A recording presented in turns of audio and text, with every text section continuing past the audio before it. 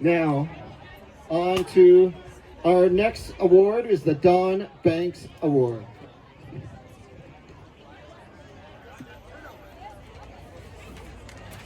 Got to get my notes out here. So, the Don Banks Nonprofit Leadership Award. The Don Banks is an incredible, passionate advocate for nonprofit community and worked tirelessly to support their efforts to elevate life in the Teton Valley and fulfill their missions.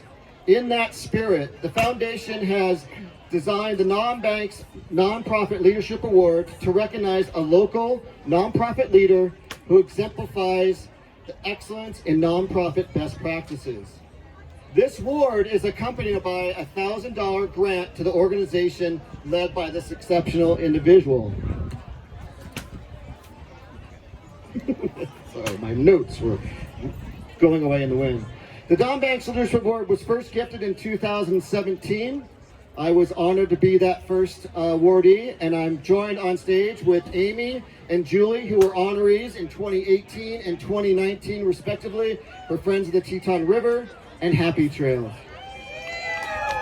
Please give it up to our wonderful leaders. Jocelyn Matkins, who we dearly missed, was gifted in in 2020 with the Teton Regional Land Trust. And last year was an exceptional year because we got to honor all of our nonprofits with the Don Banks Award last year in 2021. A little bit of background. The candidate must be an executive director for a nonprofit serving Teton Valley, Idaho, or Alta, Wyoming. The executive director can be a volunteer, part-time or full-time. The executive director goes beyond the normal scope of their responsibilities to further their mission for an extended time. The ED is consistent in their approach and dedication to their nonprofit mission. The ED reaches beyond their nonprofit and engages with other nonprofits in the community through collaboration, sharing of resources, or other methods. The ED espouses leadership qualities that others should follow, and the Don Banks Award Committee is made up of all the past awardees. This year's award is being presented to a person that has taken their passion in life and devoted their career to elevating arts in Teton Valley. They have been in their current position as executive director since 2017 and have been in the Valley for 11 years. This person truly exemplifies the essence of the Don Banks Award. Their passion is to strengthening our community by providing creative experiences to bring people together and create a community gathering space. They have not only increased access to arts, but have collaborated with other nonprofits in the Valley to ensure arts reach every corner of our community. In the last 2 years, as many nonprofits in our Valley worked hard to maintain their services, this person extended themselves and their nonprofit to reach out as much as possible. As they continue to ensure art for all, they applied and received a national grant to grow the organization. This person's leadership has been an example of perseverance and passion that other nonprofit leaders in Teton Valley can look to achieve. There is little doubt in our minds that this person will continue to grow and expand their leadership position in our community. It is with great pleasure that the Don Banks Award Committee recognized Greg Meyers, Executive Director of Teton Arts, with the 2022 Don Banks Nonprofit Leadership Award.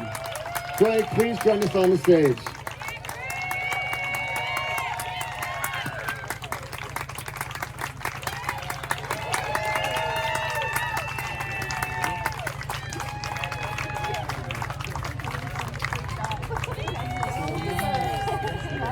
Hopefully Greg has a few words to share. Oh, I do. Luckily it wasn't a surprise, so I got to put a couple words together and practice saying them without crying. We'll see. Wow. It's an absolute honor to stand up here with this great company. I remember a few years ago, standing in the crowd thinking, maybe one day that could be me up there. Maybe someone will see what I've been up to. I never had the opportunity to work closely with Dawn, but from everything I understand about her personality, commitment to hard work, and love for this community, It's an honor and a true privilege to accept this award. I've been at Teton Arts for 7 years now, and it's been a personal transformation, to say the least.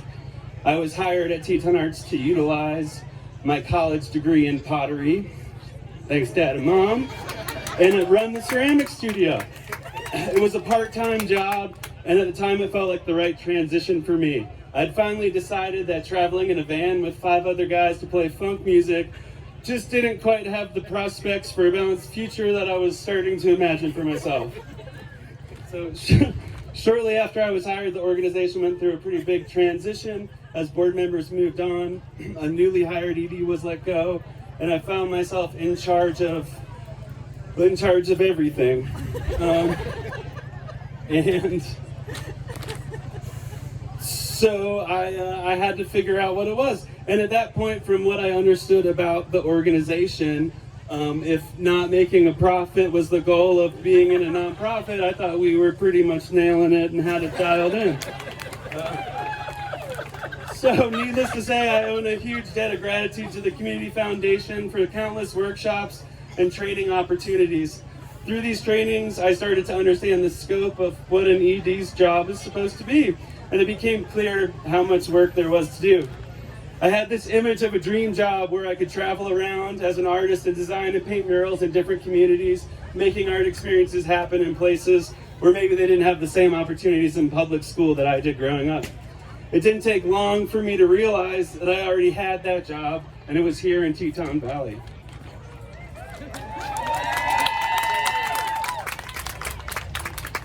So I dug in and I wanted to make Teton Arts the best arts organization it could possibly be.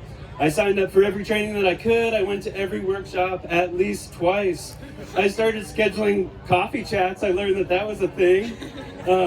Thanks to Rise and thanks to everyone else that came and chatted with me, shared the dreams of how things could grow, how we could collaborate, and how we could make the community we live in more special and more better, So while I thought I had connected with the heart of Teton Valley through nonprofit leaders and support, the depth of this support became crystal clear as we all worked through the devastating realities of COVID, the resulting closures, pivots, and the changes that came our way.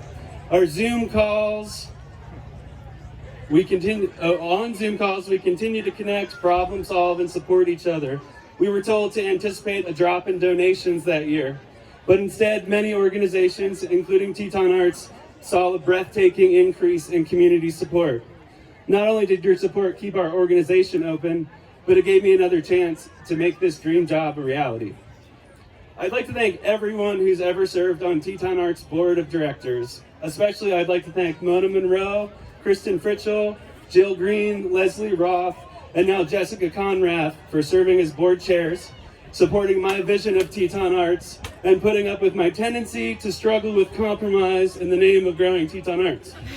Thank you for your patience. In this job and in this work, I've found my community. It's an honor to serve Teton Valley.